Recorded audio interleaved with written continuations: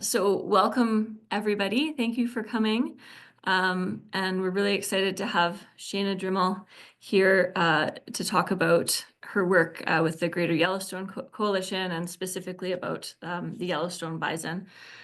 So this is one of the Great Plains Conservation Network's webinar series. If you aren't on our mailing list, I encourage you to join. The GPCN is a network. We're looking at really connecting everybody who's working across the Great Plains from Canada to Mexico, and really connecting people with the ideas and all the great projects and things that are happening, and also sort of a way to connect with people, some challenges that are happening and some ways, just connecting people so we can find ways that we can still move forward for conservation across the Great Plains. So I'll introduce Shana here. So she's the Wildlife Program Manager for the Greater Yellowstone Coalition based in Bozeman, Montana. She is working to manage and protect and conserve the Greater Yellowstone Ecosystem's iconic wildlife with a specific focus on ungulates and the ecological and cultural restoration of bison. Before joining the Greater Yellowstone Coalition, she worked for more than a decade with various agencies and institutions researching some of our most iconic and controversial wildlife species and issues through Greater Yellowstone, the Northern Rockies, Alaska, and Africa. In conjunction with her graduate research, she studied wolf, grizzly bear, elk, and bison dynamics as a project lead for the Integrated Ecological Science Program in Central Yellowstone. So I'm really looking forward to Shana's presentation. So she'll give her presentation and then there'll be some time afterwards if folks have questions. So I'll turn it over to you. Let me share screen here. Just give me a second.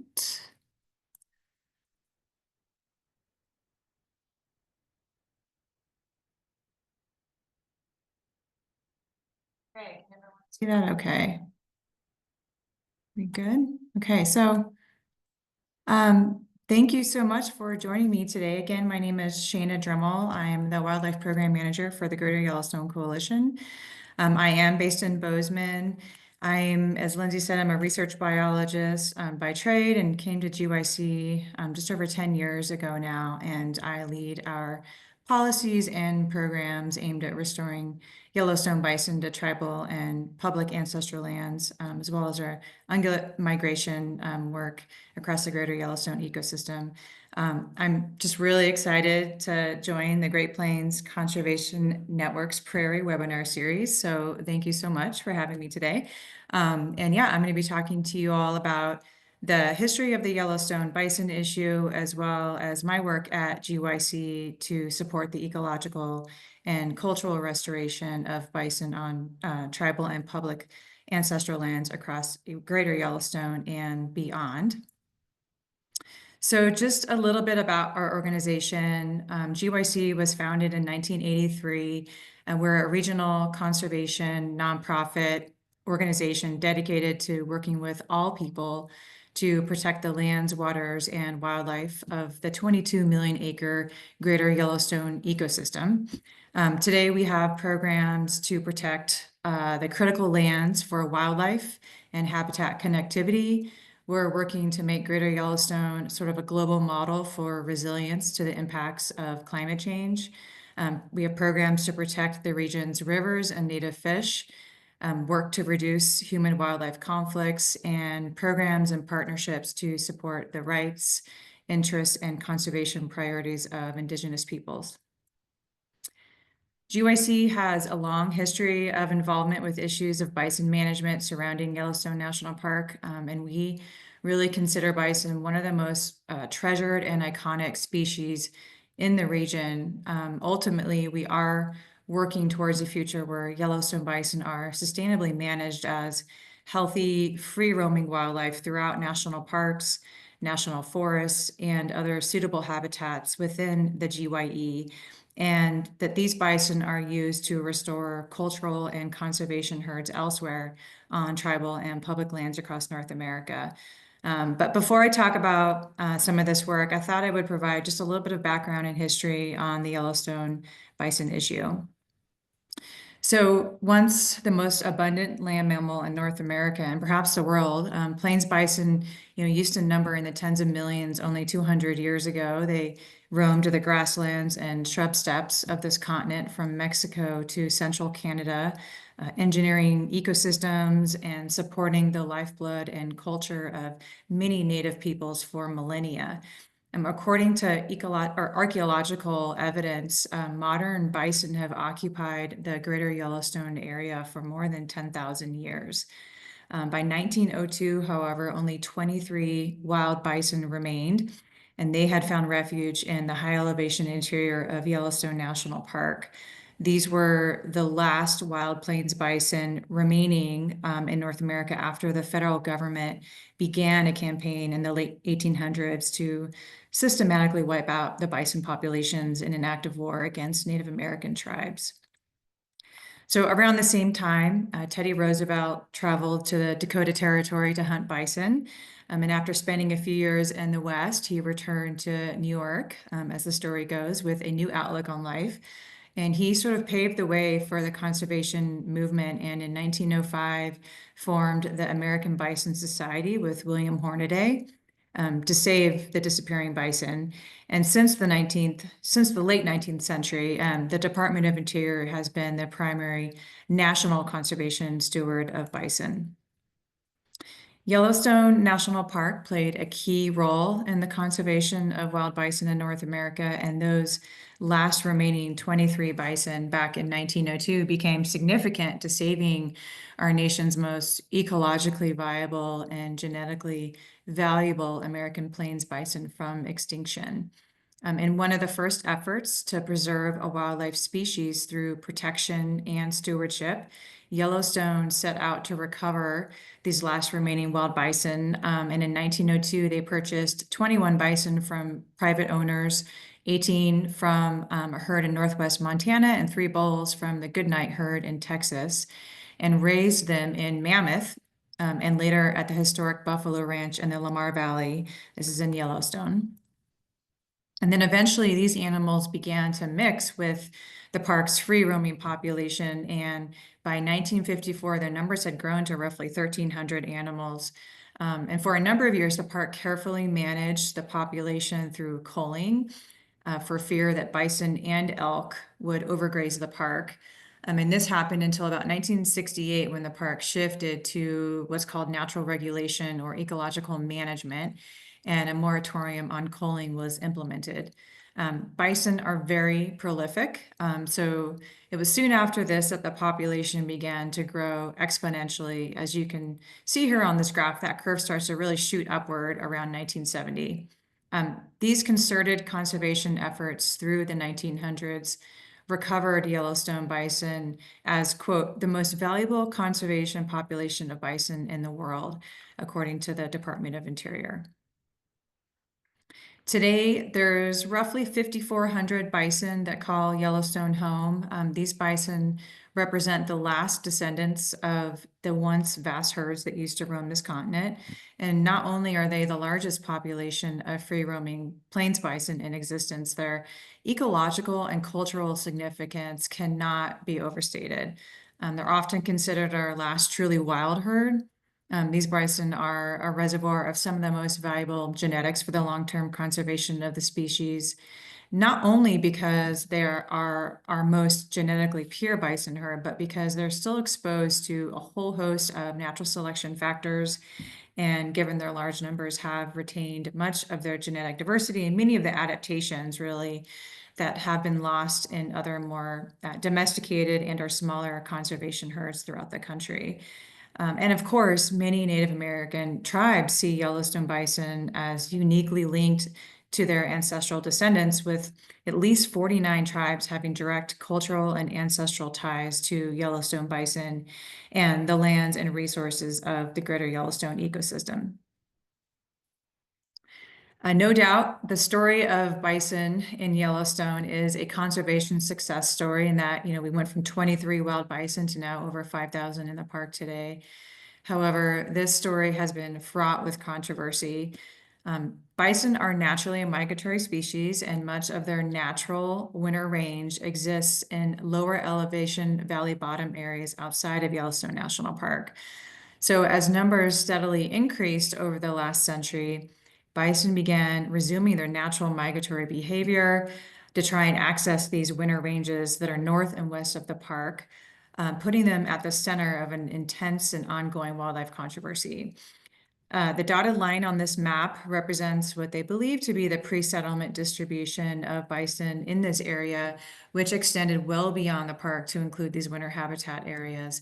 And as they left the park, bison encountered a changed world, a landscape that had become a maze of development, of fenced pastures, of houses and highways, and of course, livestock. And large groups of, 1,000, 2,000 pound animals searching for food can create challenges for people sharing that landscape, both in terms of human safety and because bison want to eat the same grass that ranchers grow to feed their livestock. And then to further complicate things, bison and elk in the Greater Yellowstone ecosystem carry a disease called brucellosis. This is a European livestock disease that was introduced into the park in the early 1900s by dairy cows. This disease can be transmitted to livestock and induce abortions or stillbirths in infected animals. And this can have an economic impact on ranchers because it can affect the reproductive rate as well as the marketability of their animals. And then after years of intense efforts, it has been largely eradicated in livestock throughout the country. However, there still exists this reservoir in Greater Yellowstone wildlife. And so fears that wild bison leaving the park will come into contact with livestock on the landscape in Montana and transmit the disease to these animals, in addition to, and perhaps more so, competition for grass, drives the heavy-handed management of Yellowstone bison today, even though there has never been a documented case of a wild bison transmitting the disease brucellosis to livestock on the landscape. And in fact, all 27 transmission events that have occurred in the GYE have been linked back to Greater Yellowstone elk. Nevertheless, it's due to these fears and lack of tolerance by the livestock industry in Montana that any bison attempting to leave the park throughout the 1980s and 90s were immediately shot and killed. As the population continued to grow and more bison attempted to leave the park, controlling their dispersal through culling became rather difficult. And the state of Montana ended up suing Yellowstone National Park in the mid-90s for not controlling the bison population from leaving the park. And as part of this court-mediated settlement, the Interagency Bison Management Plan was born and first implemented in 2000. And the intent of the IBMP, as it's also known, is to drastically limit Yellowstone bison numbers to no more than 3,000 bison, which is well below the estimated carrying capacity for the park, as well as their access to lands outside the park in order to maintain spatial separation with cattle to protect the livestock industry. And unfortunately, to accomplish this, Yellowstone National Park has been forced to capture and send to slaughter many hundreds of bison that leave the park every year. And in fact, since the year 2000, there's, I think, more than 7,000 bison have been sent to slaughter. However, we believe our most ecologically and culturally significant wild bison herd deserves better. And so our work at GYC is really focused on charting a new course for Yellowstone bison. We are working towards a future where these bison can truly roam free beyond the park boundary, where their migration pathways are restored and they are managed as a valued migratory wildlife species with habitat needs that extend far beyond the park boundary, where these bison can restore lost ecosystem processes across the Greater Yellowstone landscape, and one where they are no longer managed through mass slaughter and hazing. And on a broader scale, we want to see wild, disease-free Yellowstone bison used to support the ecological and cultural restoration of bison on tribal and public lands across North America. In the early to mid 2000s, much of our work was really focused on securing habitat for bison to use outside Yellowstone by promoting social tolerance for and reducing the potential for conflicts with wild bison on the landscape outside the park. And this included voluntary grazing allotment buyouts and land leases to remove potential cattle conflicts from the landscape. For example, in 2008, we and our conservation partners worked with the Park Service and our state wildlife agency to purchase a 30-year lease on a very large section of land owned by the Royal Teton Ranch in the Gardner Basin, just north of Yellowstone. This is a major migration area for bison. And as part of this deal, the ranch agreed to retire cattle grazing on their property and to allow bison to move through their land so they could access an additional 75,000 acres of public land on the other side. In addition, we helped to retire some of the last remaining cattle allotments in Forest Service lands in areas sort of north and west of Yellowstone National Park, as well as the last allotment remaining in the Gardner Basin area. Again, this is just north of the park. And all of these areas are shown here in red on this map. And so as a result, very few cattle conflicts remain now in these areas north and west of the park, which are the primary areas where bison want to migrate to access winter habitat and calving grounds. In addition, in 2011, we started the Yellowstone Bison Coexistence Program. This is a collaborative effort between GYC and our conservation partners, including Defenders of Wildlife, in collaboration with Montana Fish, Wildlife, and Parks, our state wildlife agency. The program aims to mitigate potential conflicts and concerns over wild bison roaming beyond park boundaries by offering financial and technical assistance to landowners that are interested in building what are called bison exclusion fences on private property to prevent property damage and keep bison out of potential conflict areas, including gardens, landscaping, yards, playgrounds, livestock pastures. Since the program began, we've completed 58 projects now, and this has been a really successful program, a win-win for everyone, promoting social tolerance for bison, one fence at a time. And all of this work really helped to prime the landscape for the return of wild bison and was critical to the establishment and then incremental expansion of what are called bison tolerance areas. These are where bison are allowed to go now outside Yellowstone. And these expansion efforts happened first in 2000, then 2008, then 2012, and again in 2016. So in the last 25 years, we've gone from essentially zero tolerance for bison outside Yellowstone, where any bison attempting to leave the park were immediately shot, to now more than 375,000 acres of habitat outside Yellowstone where these bison are now allowed to roam. And these areas are shown here in yellow, purple, and red. While our conflict work is ongoing, in the last few years, we have shifted our focus toward restoring bison to these tolerance areas because unfortunately, most of these new areas are still largely unoccupied by bison due to various barriers to bison movement into these areas, including hunting, lack of suitable habitat or corridor areas to promote broader dispersal, and other barriers to movement, including highways. Yellowstone bison historically occupied approximately 20,000 square kilometers in the headwaters of the Yellowstone and Madison rivers. On the map on the right there, that dotted line represents what they believe to be their pre-settlement distribution, which extended well beyond the park to include these winter habitat areas.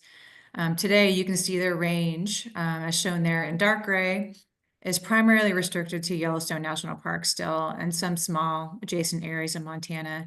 The map on the left shows the current tolerance areas in green there that we helped to secure. And you'll notice here too that those areas are largely void of bison. So we're working to partner with the Forest Service that administers much of the public lands within these tolerance areas on some habitat improvement projects to support bison dispersal throughout these tolerance areas following direction from their new forest plan. So several years ago, the Custer-Gallatin National Forest went through a very lengthy forest plan revision process for which we fought really hard for, and we're pretty successful at getting some new forest plan direction that supports bison year-round use of and broad distribution throughout these existing tolerance areas through habitat improvement projects and other planned direction. And there could also be some really exciting opportunities to partner with some of our tribal partners on such projects, utilizing traditional ecological knowledge around prescribed burns to create habitat for bison. Unfortunately, with everything going on right now under our new administration, I have a feeling that this could be delayed for some time, though, however. We are also engaged in a couple of efforts to create safe passage for bison in areas west of the park along a stretch of highway called Highway 191 north of West Yellowstone. This is a really important corridor area for bison migrating from the park to access important spring calving grounds. And unfortunately, this is also a really major hotspot area for bison vehicle collisions. So we are partnering with the Montana Department of Transportation to support wildlife accommodations, including an underpass on an upcoming bridge replacement project in this area. And in particular, we're helping to secure funding that is needed to develop and employ a novel animal detection system that would use innovative thermal and radar technology designed to detect bison, who are known to use roadways differently than other wildlife and often stand in or lay down in the roadways, often at night, and would therefore be really difficult to pick up by radar or movement technology alone, which is currently used by animal detection system technology. So the idea is to use this as a sort of a pilot to test whether this new technology is successful at reducing bison and other wildlife collisions in the area. And if so, it could then be replicated in other areas with high bison traffic, both north and west of Yellowstone and elsewhere in the state, and across the country where bison restoration is underway.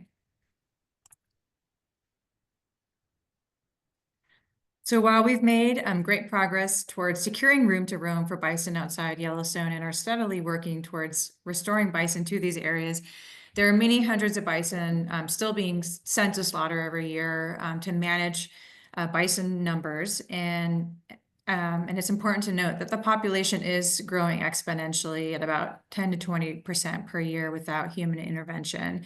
And so over the last decade or so, we and our conservation and tribal partners working with federal and state agencies with Yellowstone National Park's leadership worked to develop and more recently expand the Yellowstone Bison Conservation Transfer Program as a way to rehome disease-free Yellowstone bison to tribal lands through a multi-step, multi-year quarantine process. This not only serves as an alternative to shipping brucellosis-free Yellowstone bison to slaughter to manage their numbers, it supports the culture, economy, nutrition, and food sovereignty of Native Americans. It helps preserve the unique Yellowstone bison genome or genetics. And ultimately, it will contribute to the conservation and restoration of the species to portions of its native range on tribal lands across North America. So because 40 to 60% of Yellowstone bison carry brucellosis, these bison cannot simply be rehomed like with other bison herds unless they have first been certified disease-free through a multi-step testing and quarantine process, which currently takes between 2 and 4 years to complete the process, depending on age and sex. However, for the first several years of this program, limited capacity at the Yellowstone quarantine facility limited the number of bison that could enter the program, and many hundreds of disease-free bison were still, unfortunately, being sent to slaughter that could otherwise have been diverted and transferred elsewhere. So in 2021, GYC partnered with Yellowstone National Park and Yellowstone Forever to raise $1 million to almost triple the capacity of Yellowstone's quarantine facility so that more bison could be diverted from slaughter and rehomed on tribal lands. The expansion was completed in the summer of 2022, and this reduced the number of quarantine eligible bison that are sent to slaughter due to capacity issues from about 70% down closer to 20%. And then last year, we and our partners also made some great progress advocating to shorten the duration of time it takes for bull bison to complete the first 2 phases of quarantine from 1.5 years to now just 300 days following the best available science. With this change in timeline, along with the quarantine facility expansion, we have now helped to quadruple program capacity since the program began back in 2018. And again, this means more bison diverted from slaughter and rehomed to tribal lands across the country. In total, now I think it's 414 Yellowstone bison have found new homes amongst 26 different tribes across 12 states, and more recently across the Canadian border to the mosquito tribes that Defenders of Wildlife was really a huge part of making that happen. So thanks to them. Currently, we can expect approximately 200 bison to complete quarantine per year and be rehomed. But of course, we don't want to stop there. We want to keep growing this program. So we are working with our tribal an agency and conservation partners, including Defenders of Wildlife, to develop one or more additional facilities within the region on tribal land so that eventually 100% of captured eligible bison can be rehomed and diverted from slaughter, and to sort of create a steady pipeline of brucellosis-free Yellowstone bison available for restoration efforts on tribal and public lands across North America. So now I thought I would shift gears and talk about our engagement in Yellowstone's process to write a new Yellowstone bison management plan. This began back in 2022, and the new plan will guide how these bison are managed for the foreseeable future. We saw this as a really important opportunity to advocate for a plan that protects the last 25 years of progress made in bison conservation, especially in the face of intense and ongoing political pressure from the state of Montana to unfortunately undo all of the great progress that's been made, and to advocate for a plan that moves away from management that is focused on population reduction and range constriction through slaughter, and instead supports the conservation and restoration of bison outside the park and on tribal lands. And a new plan was needed that reflects all the progress that's been made over the last 25 years, some of which I've already talked about. Again, the original intent of that 2000 IBMP was to protect the livestock industry by restricting numbers as well as the ability for bison to leave the park. But there is so much more tolerance for bison now, and very few cattle remaining on the landscape outside the park due to those voluntary grazing allotment retirements and land leases. Those tolerance areas have since been established. Tribal treaty hunting began in the early 2000s. We have new science around brucellosis transmission risk. We know that it's largely an elk issue, and that all known transmission events have been linked back to GYE elk. The transfer program was established as an alternative to shipping bison to slaughter. And we also know that the ecological carrying capacity for bison within Yellowstone is probably somewhere around 8,000 or more bison, not that 3,000 number that's currently under the 2000 IBMP. So Yellowstone considered 3 alternatives to managing bison for which they sought public feedback on, and each with varying population ranges and management practices for managing the bison numbers within those ranges. I don't want to get into these because I'll bore you to death, but in short, we asked for sort of a combination of that second and third alternative. We wanted to see a population range of between 4,000 and 7,000 bison, and really with a commitment to moving away from slaughter entirely as the transfer program further expands and as hunting improves to such an extent that those tools can effectively manage bison numbers within that range and at those population levels. Amazingly, the park analyzed a whopping 27,000 public comments, and they released their final decision this past summer. And they selected a slightly modified alternative too. Under this decision, the population will now be allowed to range between 3,500 and 6,000 bison, and they will prioritize using the transfer program to restore disease-free bison to tribal lands, while also supporting hunting opportunities for treaty tribes outside the park and shifting away from the use of slaughter as a primary tool for population management. And while we didn't get everything that we asked for overall, the new plan does a really good job balancing the multiple, often competing needs for this wildlife population. This is a really, really complicated issue.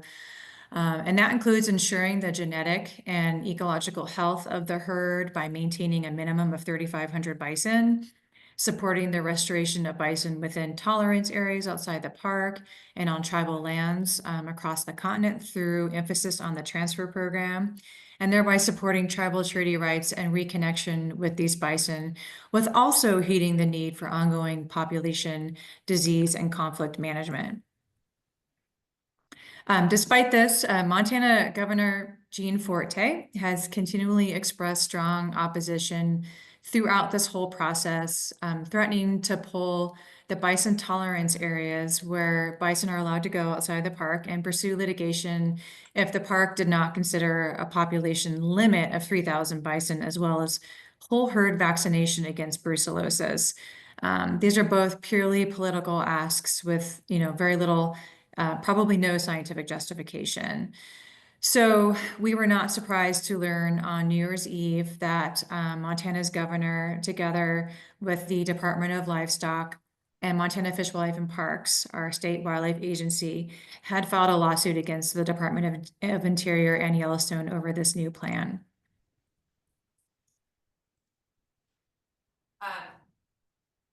Please don't read this. Just focus on the cute bison in the picture. So just real quickly, the lawsuit includes 7 different claims that are really a combination of process and substance violations, including a failure to cooperate with Montana state agencies throughout the process, which is not true, and a violation of several federal laws. Overall, we believe that the state's claims are legally weak and largely unsubstantiated, misconstrued, just plain false, and most definitely politically driven, unfortunately. And without getting into the specifics of each claim, what's important to know and what's at the heart of this lawsuit is the state's continued demand to reduce the population down to 3,000 animals or less. Currently, again, the population is at about 5,400 bison, and they want to see the whole herd vaccinated against brucellosis, which is impossible. Really, they don't want any untested or brucellosis positive bison leaving the park, even though many of the elk that leave the park and that surround the park today are infected with brucellosis, and they are the ones that are transmitting it to cattle. The state is also, again, threatening to pull the tolerance areas, and the lawsuit takes aim at the Bison Conservation Transfer Program itself. These claims in general, these demands, threats, all come despite the new plan setting a population range that is consistent with where the park population has been for over 10 years now. It's consistent with the 10-year average that has proven successful. Yellowstone has maintained separation between bison and cattle. There have been no brucellosis transmissions and very few conflicts with landowners outside the park. And so the state would like the court to force Yellowstone to essentially vacate the new plan and revert back to management direction under that original 2000 interagency bison management plan. So what would happen if Montana won, and what this looks like? Well, to achieve the state's goal of reducing that population by almost half would require some pretty aggressive hazing and killing of animals migrating toward the boundary, as well as within Yellowstone's interior. And in fact, the park would likely have to build a new trap or capture facility in the interior of Yellowstone. This could significantly reduce the genetic diversity of the herd and threaten the population's long-term viability. Most bison migration would cease altogether, and this would eliminate tribal and public hunting opportunities and the ability to rehome bison through the transfer program. We could lose the tolerance areas and the transfer program altogether, and really everything that we, alongside our partners, have accomplished in bison conservation over the last 25 years. So on Monday, we filed a motion to intervene in this lawsuit on behalf of the park alongside our conservation and tribal partners, including Defenders of Wildlife, the National Parks Conservation Association, Park County Environmental Council, and the Assiniboine and Sioux tribes of the Fort Peck Indian Reservation, with legal representation by Earth Justice. We all collectively felt that this was a necessary move to safeguard this plan and to protect everything that we've collectively accomplished in bison conservation over the past 25 years. And this will give us a seat at the table to rigorously defend the new plan before a judge, if it comes to a settlement agreement, or in the case of an appeal, in the very likely scenario that the federal government is no longer able to defend their new plan under the new administration. Before I wrap up, I wanted to end on a more positive note. I thought I would talk briefly about our work to support buffalo restoration on the Wind River Indian Reservation as part of GYC's Wind River Water and Buffalo Alliance.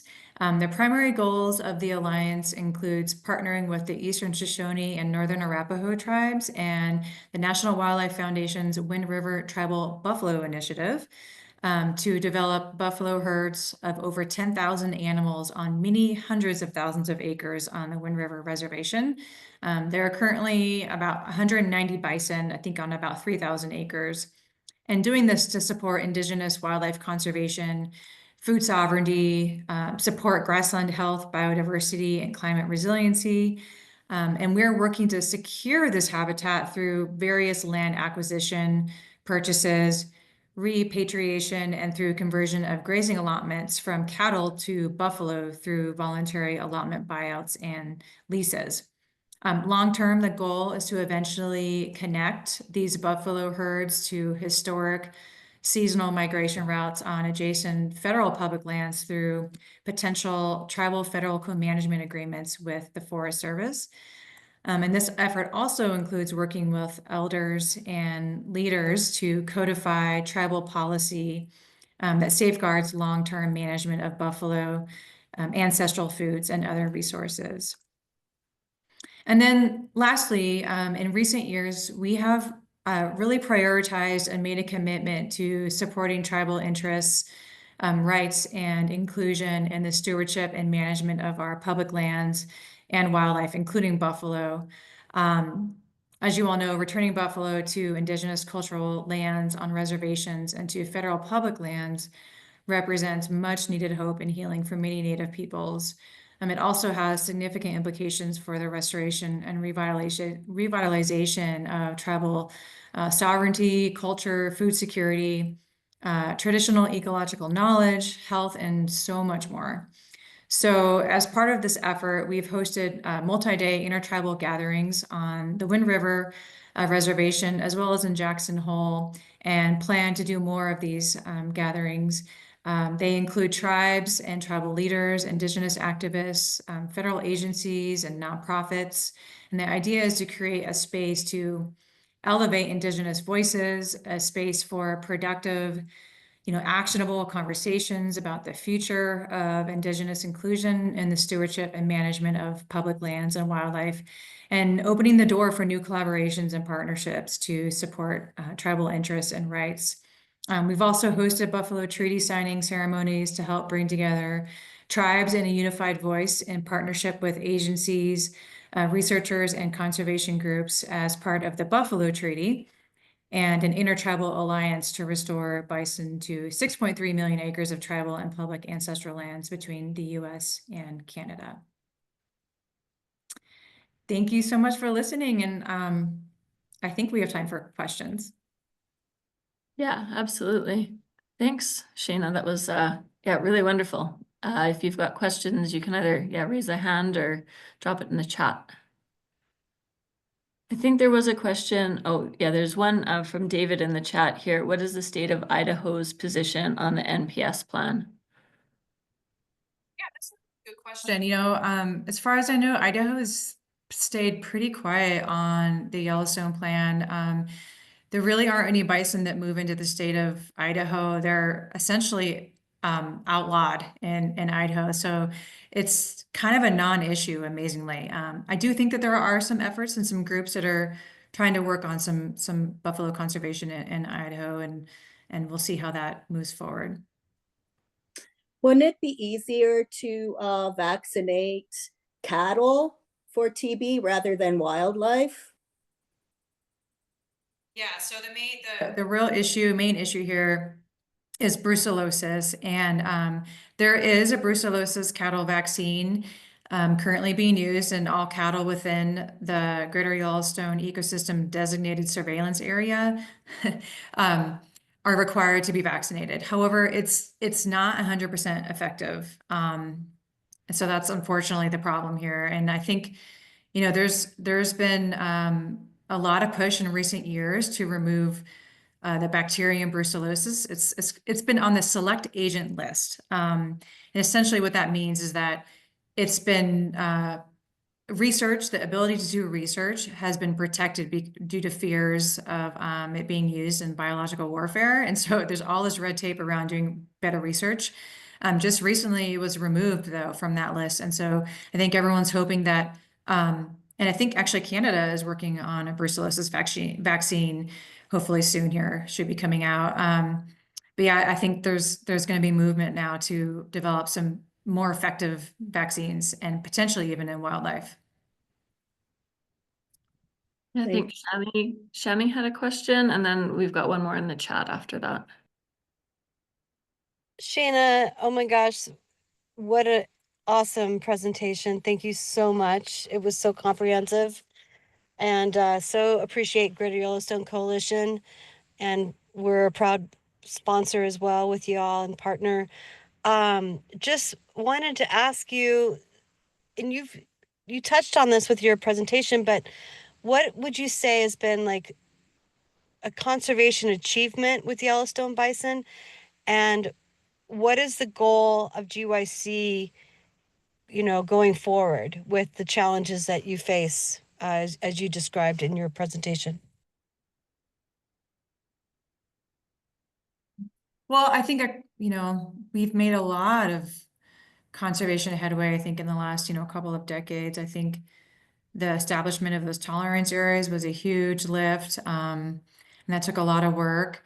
Now we just need to sort of get bison restored throughout those areas. And I think the transfer program has been just massive. I think it's a really, really, really huge win on the part of so many partners involved.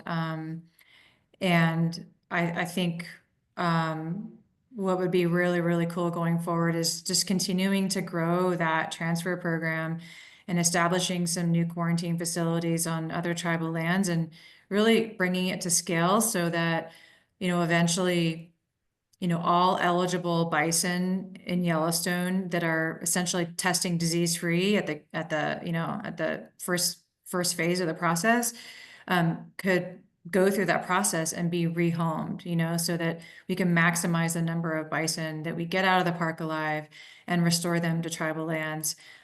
It'd be great someday to move away entirely from having to use slaughter to manage that population. And so I think what success looks like is, in addition to growing the quarantine program and the transfer program to the maximum extent possible, also, restoring bison on the larger landscape outside of Yellowstone so that there can be, more of a huntable population, and so that, tribal treaty hunting as well as, state hunters can take more bison through hunting.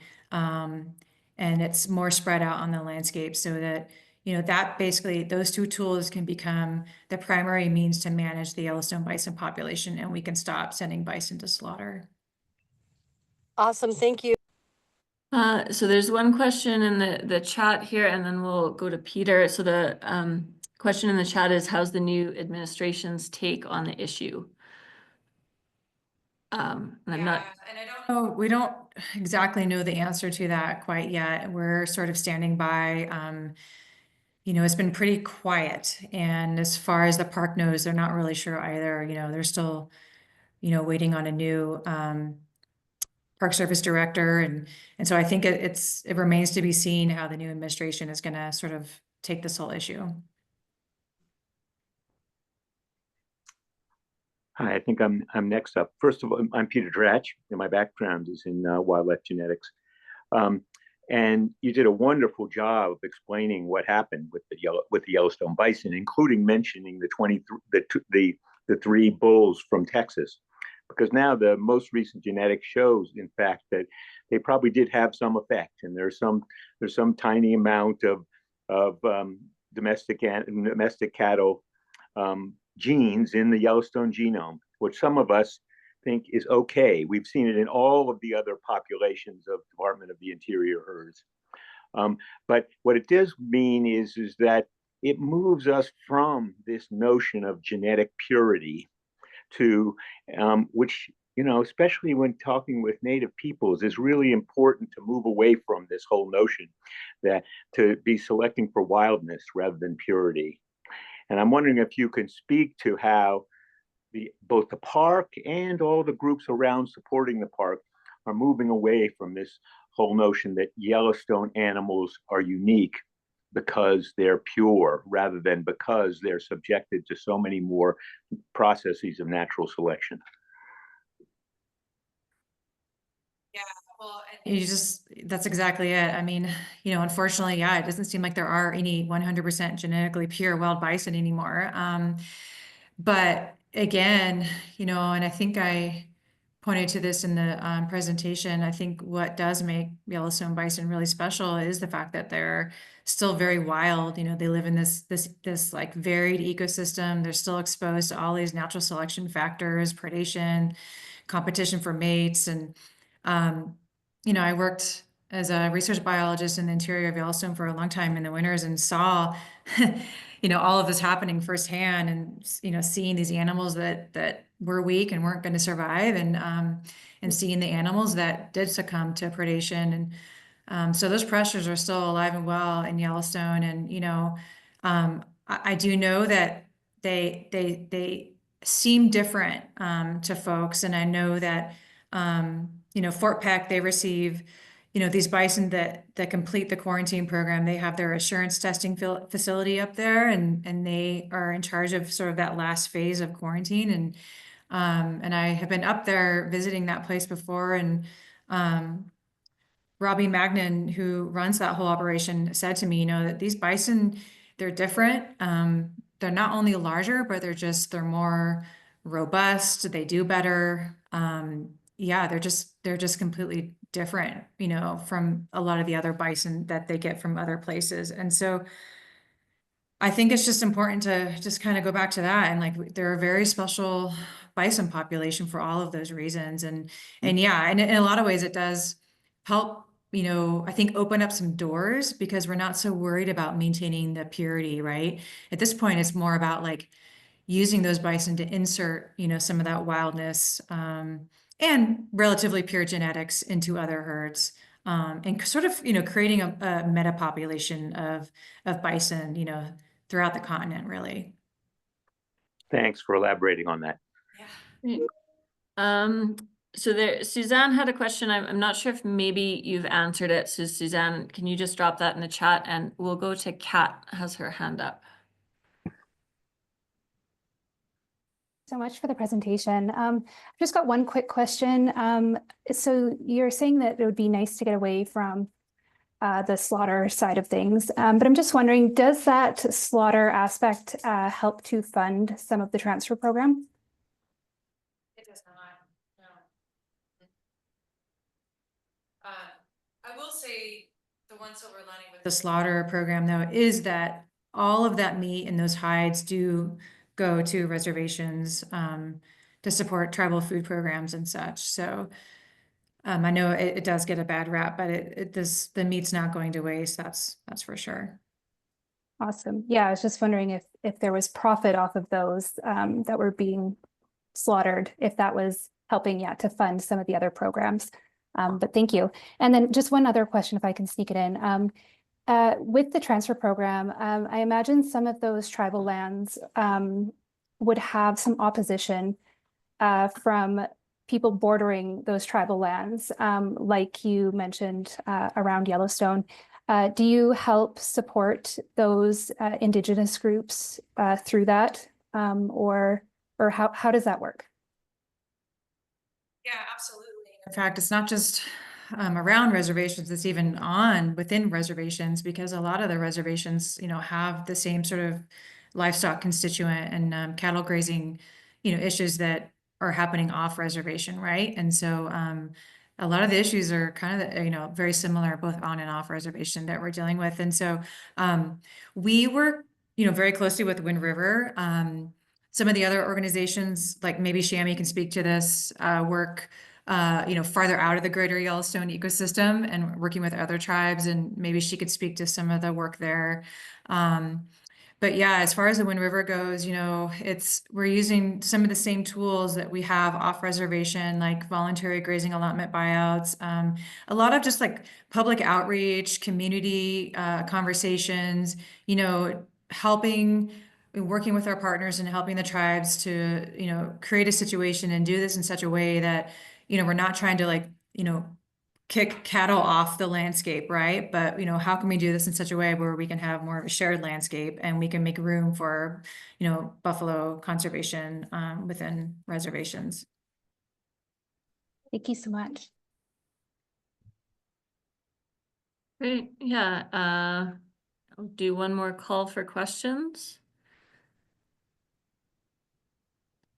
All right. Well, I'd like to thank everybody for joining us today.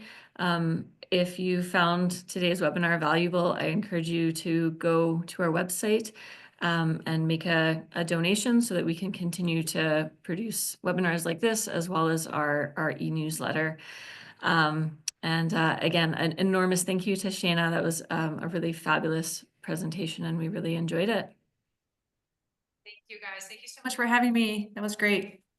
All right. Have a great day, everybody. Take care.